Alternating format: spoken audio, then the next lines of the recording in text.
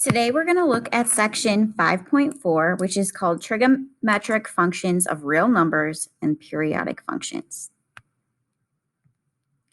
So today we're going to use a unit circle to define trig functions of real numbers. So, trig functions of real numbers. Thus far, we have considered trig functions of angles measured in degrees or radians. To define trig functions of real numbers rather than angles, we're going to be using something called a unit circle. A unit circle is a circle with a radius of 1, with its center at the origin of the coordinate system. So the equation for this unit circle is x squared plus y squared equals 1. All right, we've briefly talked about a unit circle in the past as far as we've talked about ordered pairs, where in an ordered pair in the unit circle, we are always going to put the cosine in the first part of an ordered pair, so that's the x value, and then the sine is going to be the y value. Okay, and then based off of those two pieces of information, we can use the fact that the cosecant is just the reciprocal of sine. So if sine is y, then 1 over y is going to be cosecant. If cosine is x, well, secant's reciprocal then is 1 over x. And then tangent and cotangent we get by taking our sine and cosine and dividing them. So when we take sine and divide it by cosine, we get tangent. And when we flip that around and we do cosine divided by sine, we get cotangent. Okay, so understanding that within a unit circle, think the alphabet. X comes before Y. Well, if you think about sine and cosine, C comes before S. So cosine is first and sine is second. All right, so let's look at this example. It says use the figure on the right to find the values of the 6 trig functions at t. So they're giving us a point on the unit circle. They're giving us the point, the square root of 3 over 2, 1/2.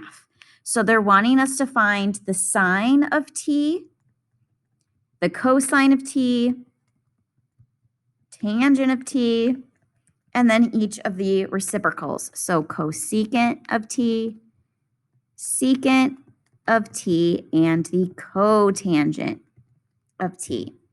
So remember, when they're giving us that ordered pair, we're thinking, okay, an ordered pair is x first and y second.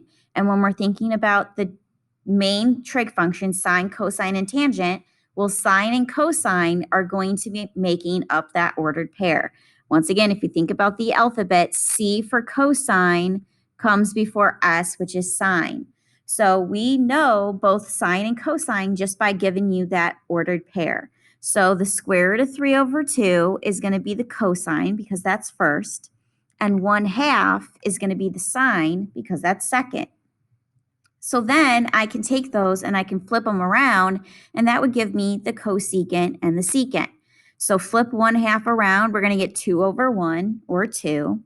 Flip the square root of 3 over 2 around, and we get 2 over the square root of 3. Now, I want to rationalize this by multiplying the top and the bottom by the square root of 3. So we'll technically have 2 root 3 over 3. There's my secant. Remember, tangent is the same thing as sine divided by cosine. So if we know that sine is 1/2, and I know that cosine is the square root of 3 over 2, well, when we're dividing fractions, I can think of this as multiplying by the reciprocal. So notice that I keep the 1/2 from the numerator, change division to multiplication, and change that square root of 3 over 2 into its reciprocal. So when I flip it around, I can multiply straight across. The 2 on the top and the 2 on the bottom are going to end up canceling. We get 1 over the square root of 3. And once again, that's something that I want to then rationalize. So if I multiply the top and the bottom by the square root of 3, we will get the square root of 3 over 3. Remember then, cotangent is the reciprocal, so it'll be cosine divided by sine. Well, cosine is the square root of 3 over 2. Sine is a half. Once again, think of division as multiplying by that reciprocal.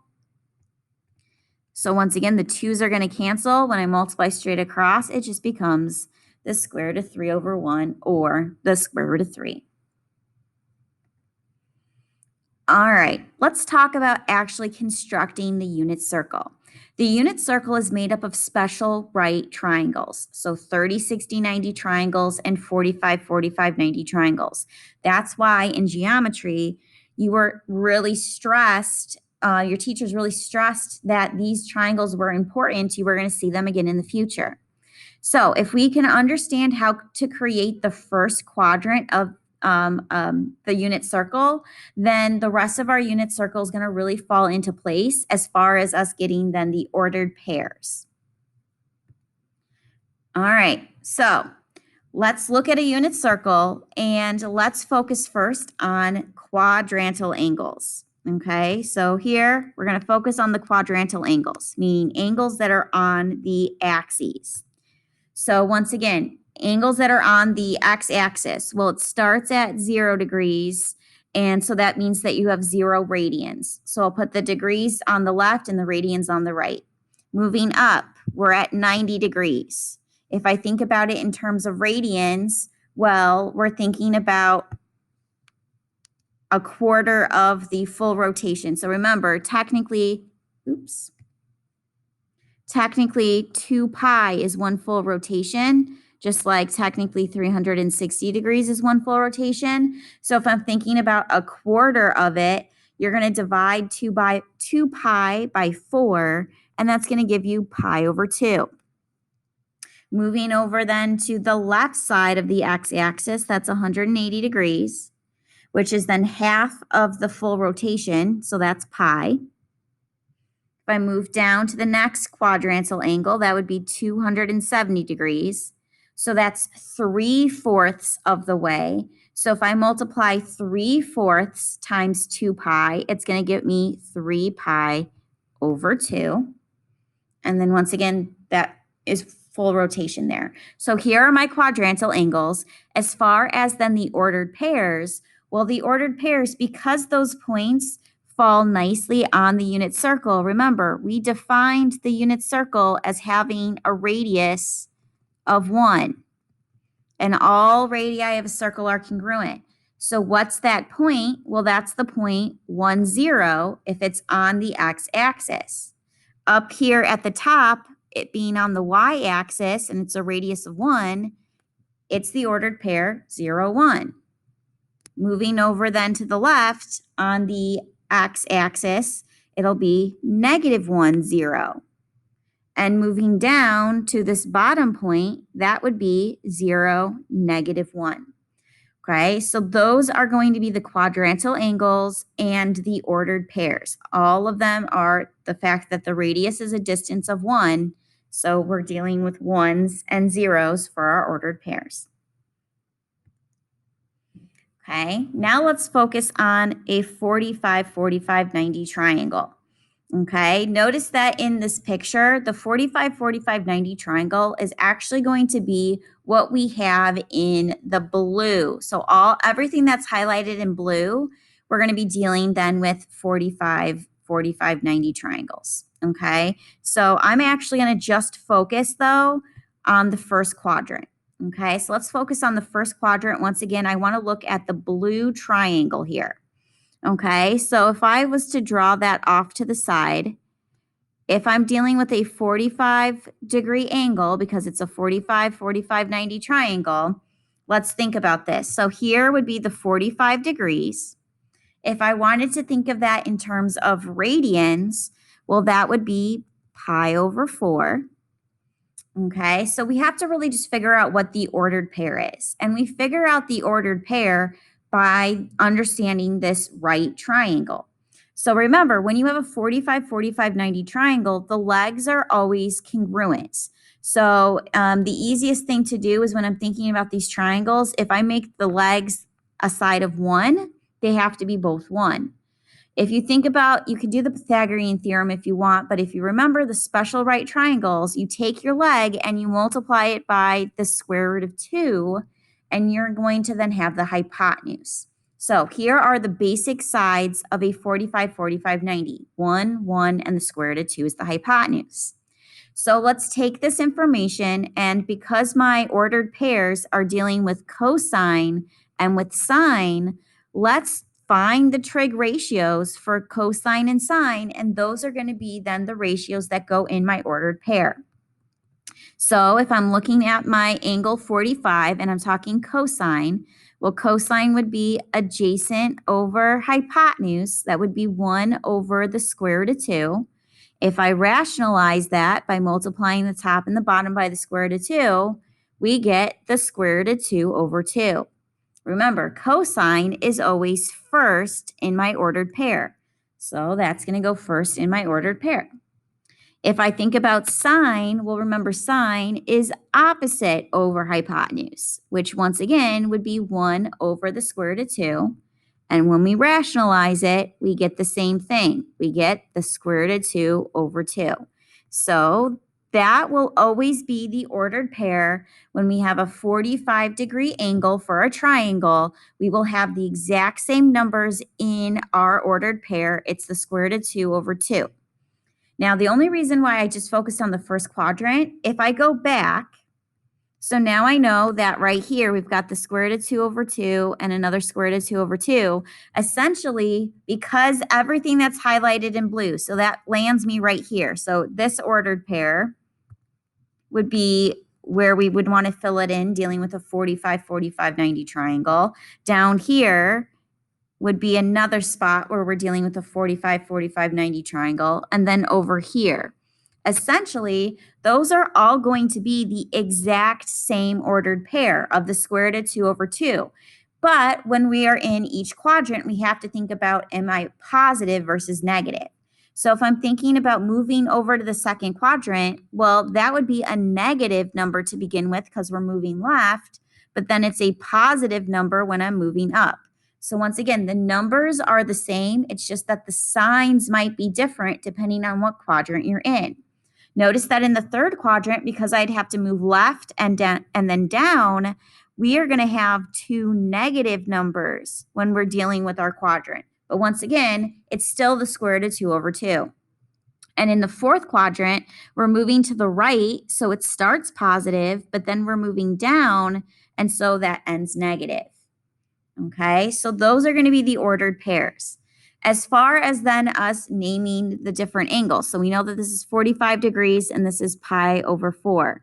Over here, we're looking then at moving 45 degrees. Honestly, it's 45 degrees before we hit 180.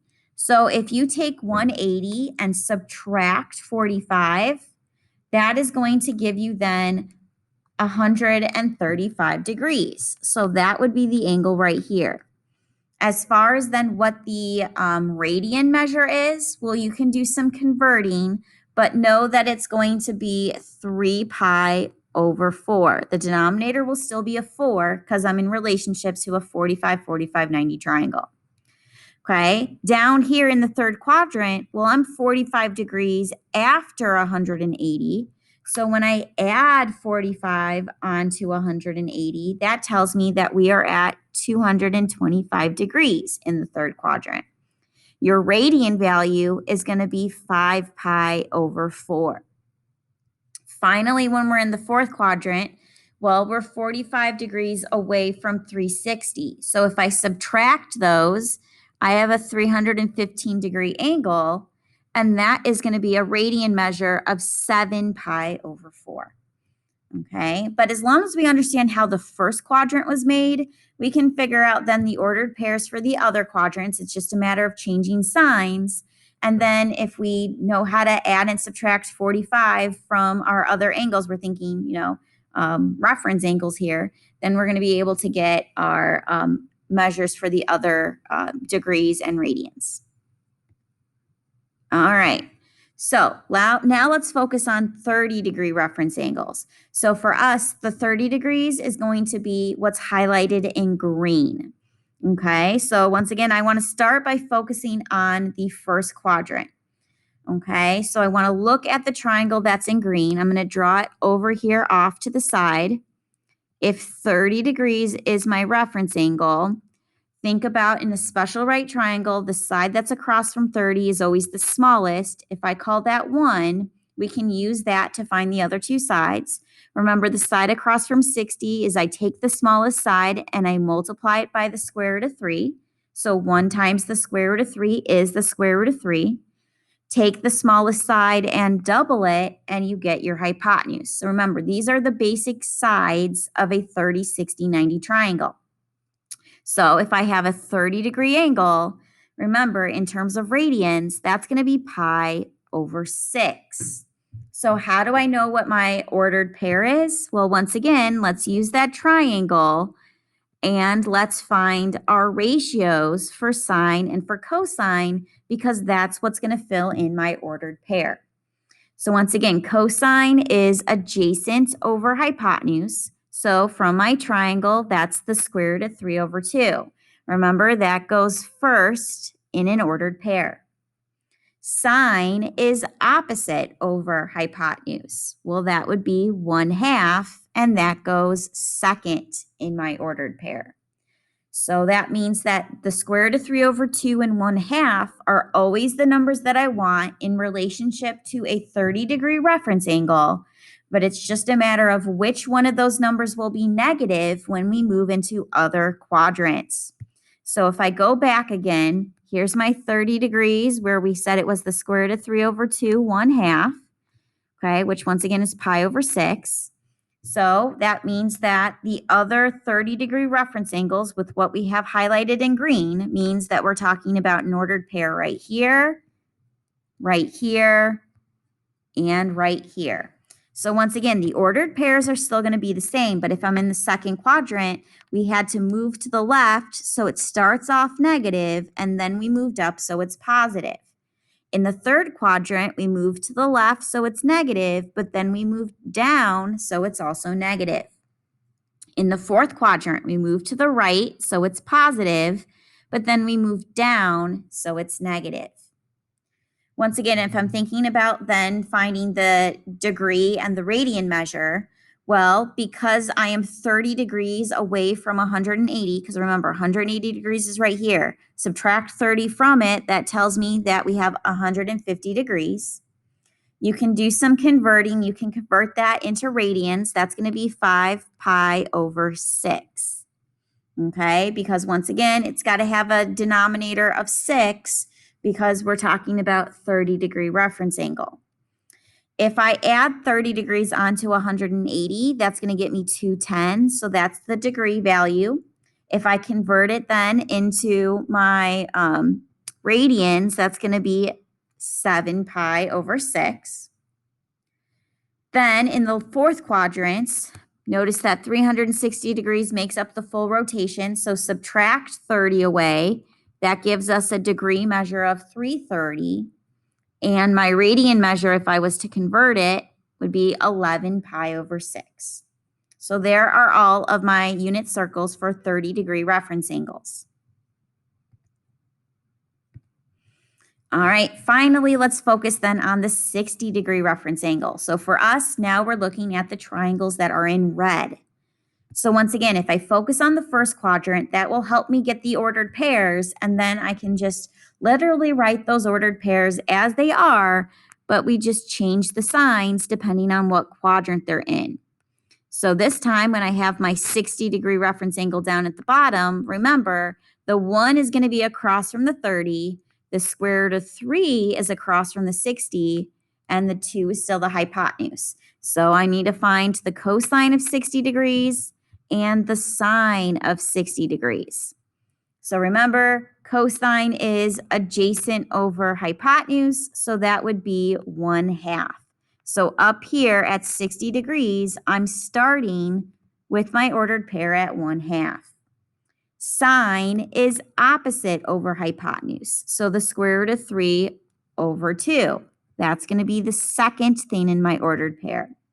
Remember, when we're talking radians, it's going to be pi over 3 in relationship to 60-degree angles.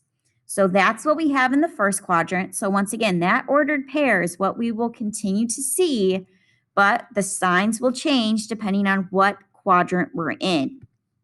So once again, we're up here at 60 degrees, which was 1/2 square root of 3 over 2, and my radian value is pi over 3.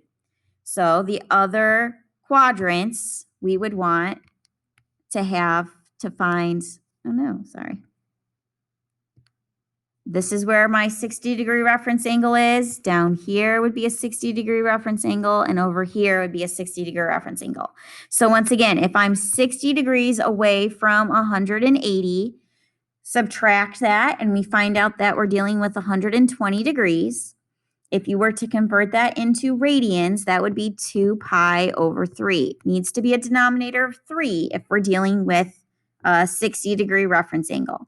But remember, in the second quadrant, we move to the left, so that 1/2 is negative, but moving up, the square root of 3 over 2 is positive. Add 60 degrees onto the 180, and we have our third quadrant angle, which is 240 degrees. But because we move to the left and down, we will have negative 1/2 and negative square root of 3 over 2 for the ordered pair. We need to have a radian value with a denominator of 3. If you were to do your converting, that would be 4 pi over 3. In the last quadrant, remember, it is going to be 60 degrees before we hit 360, which is one full rotation. That gives us a 300-degree angle. Because I moved to the right, that 1/2 would be positive, but moving down, the square root of 3 over 2 would be negative. Converting 300 into a radian value would give me 5 pi over 3. Okay, so we then essentially have figured out everything with our unit circle. So once again, if I was to fill this out, which is something that you're going to want to get very familiar with, this is what it would look like. So if you need to pause the screen and write all of this down so it's all there at once, you can do that. There's this page in the flip book for you where you can write that down. But this is something that we're going to want to start memorizing because this is going to be super important. But as long as you know the first quadrant ordered pairs, you'll know the ordered pairs for all the other quadrants. So that's a good hint to help you when you are trying to figure out ordered pairs of a unit circle. All right, so by understanding the unit circle and the ordered pairs that's created, this is going to allow us to easily evaluate trig functions. So if I'm looking at this example, it says use the figure on the right to find the values of the 6 trig functions at t equals pi. So notice that they're giving us then the ordered pair because pi is over here on the left. Notice that the ordered pair that matches with pi is -1, 0. So essentially, we're doing the exact same thing that we did in our very first example, but now we have the idea of knowing that we can do anything with a unit circle, okay? So if I have to find my 6 different trig functions, once again, from that ordered pair that's given. Now, sometimes that ordered pair will not be given. You have to figure out the ordered pair first. But in this particular problem, I gave it to you. It's the ordered pair -1, 0. Remember, in an ordered pair, think alphabet, cosine comes before sine. So that means the sine would be 0 and the cosine would be -1.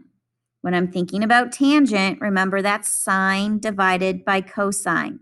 So sine was 0, cosine was -1, 0 divided by -1 is 0. So there are my first 3 trig functions. If I was to then flip them, notice that technically that 0 is like over 1. If I flip it, the cosecant becomes 1 over 0. Well, I can't divide by 0, so essentially that would be then undefined. So we don't have a value for cosecant at pi. Notice how that would be the same thing then with cotangent, because it would be 1 divided by the 0. We have another undefined term. Secant, though, if I flip -1 over 1 around, we're still going to get it to become -1. So there are my 6 trig functions. Okay, so that's us using a unit circle to define trig functions of real numbers. We will continue to practice more with the unit circle, but please start looking over that daily so we can start understanding and knowing what values go where in a unit circle.